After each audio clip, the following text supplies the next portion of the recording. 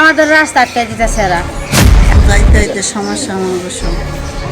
দুইটা প্লট আলাদা আমাদের পেছনের রাস্তাগুলো আটকায় দিচ্ছে। সরকারের সময় অনেক আমরা লাঞ্ছিত হয়েছি। ওনার রাস্তাটা দিতে চাচ্ছে না। রাজধানীর কেরানীগঞ্জের কোলঘেঁষা, কেরানীগঞ্জের দক্ষিণ পারগেন্ডারিয়া কানাপুট্টি এলাকার ৭ নম্বর ওয়ার্ডের শাপলানগর রোড। এই এলাকায় হাজারো মানুষের বসবাস থাকলেও গত এক যুগ ধরে প্রায় ৬০টি পরিবার এক প্রকার বন্দি জীবন অতিবাহিত করছে।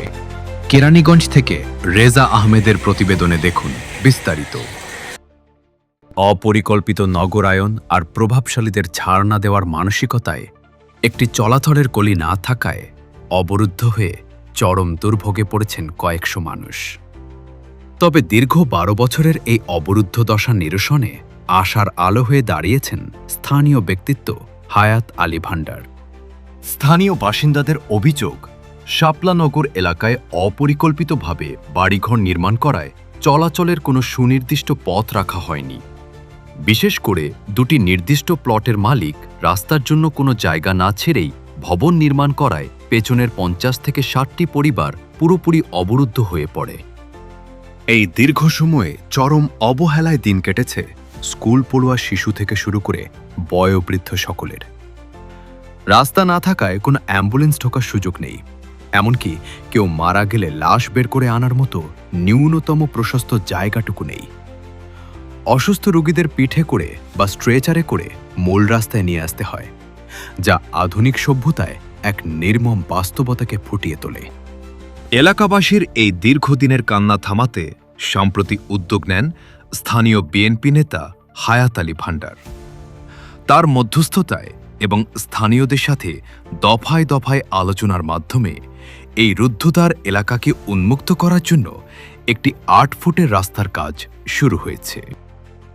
হায়াত আলী ভান্ডারের প্রচেষ্টায় ইতিবাচক সাড়া দিয়ে ৮ ফুটের রাস্তার জন্য একটি প্লটের মালিক জনস্বার্থ বিবেচনা করে ৪ ফুট জায়গা ছেড়ে দিতে রাজি হয়েছেন।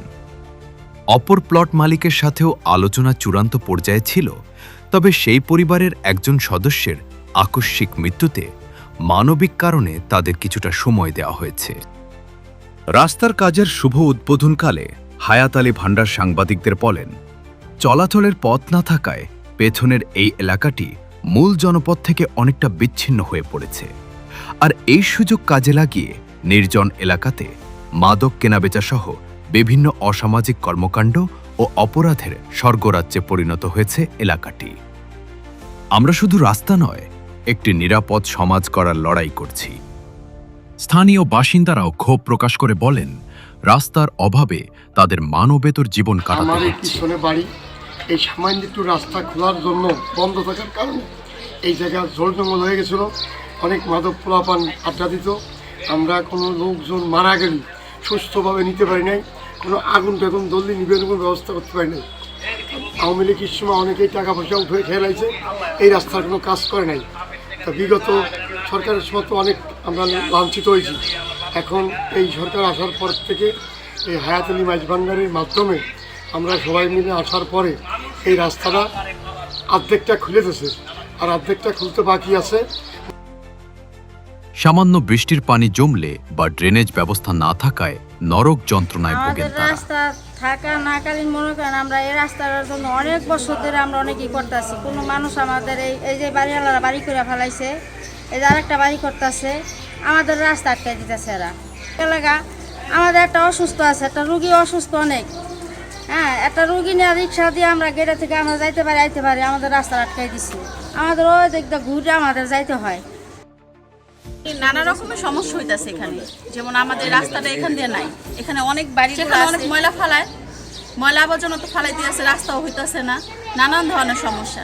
তা আমরা চাই সুন্দর একটা এখানে রাস্তাটা হোক, যেন আমাদের বাড়ির আশেপাশে মানুষ যেন সবাই যেন সুন্দরভাবে চলাফেরা করতে পারে।